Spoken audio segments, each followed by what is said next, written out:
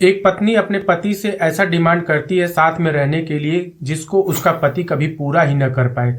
अब आप भी सोच रहे होंगे ऐसा कौन सा डिमांड है जो उसका पति पूरा नहीं कर सकता।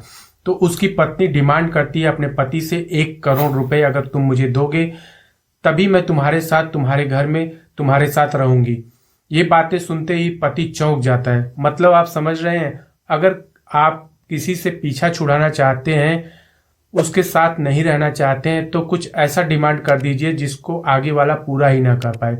गांव में ऐसे ही एक कहावत है कि 9 मन गेहूं न होगा न राधा गौने जाएंगी। इस तरह से गांव में कहावत है, बहुत लोगों ने ये कहावत सुन भी रखा होगा। तो ये पूरी कहानी आज की क्या है, आइए सिलसिलेवार तरीके से समझने की कोशिश करते हैं। राम राम, आदाब, सत श्री अकाल। मेरा नाम अमर है और आप देख रहे हैं क्राइम स्टोरी। उत्तर प्रदेश के गाजियाबाद के रहने वाले भजन भदौरिया, जो कि कनाडा में एक अच्छी कंपनी में एक अच्छे पैकेज पर वहां पे काम कर रहे थे। 2023 का समय आता है जब उनके घर वाले उनको कहते हैं कि बेटे तुम अब शादी कर लो, तुम तो परदेश चले जाते हो लेकिन यहाँ घर पे खाना वगैरह की दिक्कत होती है, इसलिए घर वाले उनके माता पिता उनसे कहते हैं शादी के लिए, उन पर दबाव डालते हैं। अब घर वाले अपने बेटे भजन के लिए एक अच्छी लड़की की तलाश करने लगते हैं।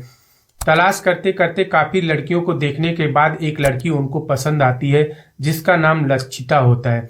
अब उससे भजन की शादी तय हो जाती है और 2023 में इन दोनों की शादी करा दी जाती है। बड़े ही धूमधाम से इन दोनों की शादी संपन्न होती है। भजन और लक्षिता की जो शुरुआती शादी की दौर थे वो काफी सुकून भरे थे।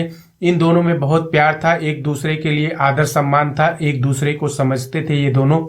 अब लक्षिता जो है पति को काफी समझाती है कि मुझे तुम्हारी जरूरत है, मैं तुम्हारे साथ यहाँ पे रहना चाहती हूँ और मैं यहाँ रहकर पढ़ाई करके एक सरकारी नौकरी करना चाहती हूँ। ये मेरी दिली तमन्ना है, अगर तुम मुझसे सच्चा प्यार करते हो तो तुम मेरा जरूर सपोर्ट करोगे। इस तरह से लक्षिता भजन से बातें करती है।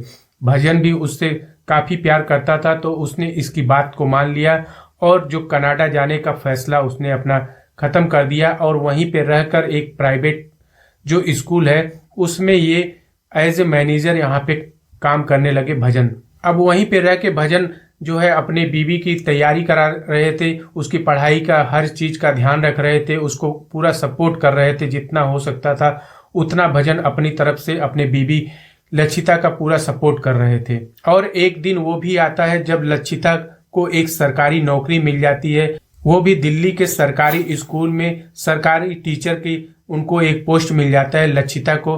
अब जब इनको एक सरकारी टीचर बन जाती है लक्षिता तो कुछ दिन बाद इनके हाव भाव जो है बदलने लगते हैं, इनके रंग ढंग बदलने लगते हैं। ये भजन से बात करना बंद कर देती है और हमेशा भजन से लड़ाई झगड़ा, हमेशा गुस्से में रहना, इस तरह से उनका स्वभाव बन गया था लक्षिता का जब से इनको सरकारी नौकरी मिली थी। अब भजन बार बार इनसे पूछता था कि तुम इतनी बदल क्यों गई, तुम्हारा प्यार खत्म क्यों हो गया, जब से तुम्हें सरकारी नौकरी मिली है तुम्हारे अंदर इतना परिवर्तन आ गया। लेकिन लक्षिता उसका एक भी बात का जवाब नहीं देती थी, यानी कि सीधे मुंह वो बात ही नहीं करती थी भजन से।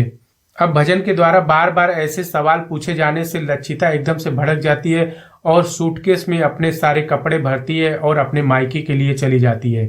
अब काफी दिन हो जाता है, भजन को उसके माँ बाप कहते हैं कि जाओ बहू को लेकर आओ, बहू काफी दिन हो गया घर से गए हुए, अब वो यहाँ पे रहेगी तो अपना स्कूल भी देख लेगी और हम लोगों का भी खाना पीना का भी ख्याल रखेगी। इस तरह की बातें जब उसके घर वाले उसके माँ बाप कहते हैं तो भजन अपनी बीवी को लेने, लक्षिता को लेने के लिए अपने ससुराल पहुंचता है, लेकिन ससुराल वाले उसको धक्के मार के उसको वहां से भगा देते हैं। अब कुछ दिन बाद लक्षिता जो है अपने मम्मी पापा को लेकर अपने ससुराल पहुंचती है, यानी भजन के घर पहुंचती है और उनके घर पर पहुंचने के बाद भजन से कहती है अगर तुम्हें मेरे साथ रहना है, यानी मैं तुम्हारे साथ अगर तुम्हारे इस घर में रहूं तो इसके लिए मेरी एक शर्त है, मेरी एक डिमांड है जिसको अगर तुम पूरा कर पाओगे तभी मैं तुम्हारे घर पर यहाँ पे रहूंगी।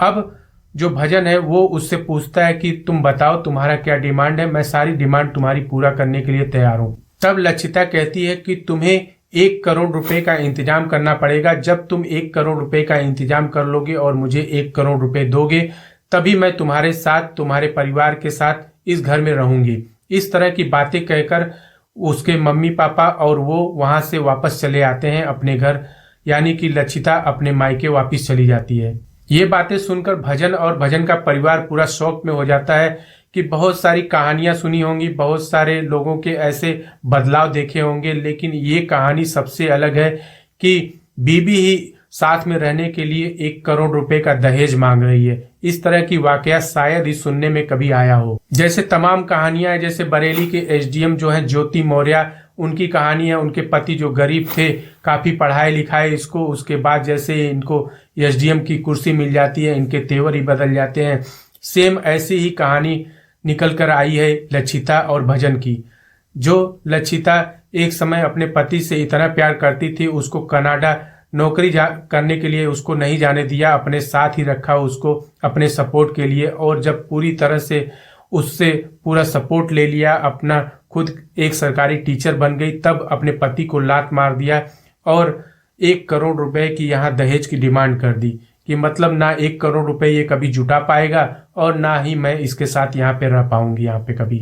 अब इस बात को लेकर जो भजन है वो कोर्ट में एक याचिका दायर करते हैं अपने बीबी के खिलाफ कि शादी के इतने खर्च हुए, इनकी पढ़ाई में इतना खर्च हुआ, सारा सब कुछ खर्च वगैरह का विवरण वो अपने याचिका में देते हैं और अपनी बीबी जो उनका डिमांड की है 1 करोड़ रुपए का, उसको भी उसमें व्याख्या करते हैं कि इस तरह से इनकी बीबी ने डिमांड किया है और प्रक्रिया को आगे बढ़ाते हुए इनको न्याय मिलना चाहिए। इस तरह से एक याचिका दायर करते हैं भजन।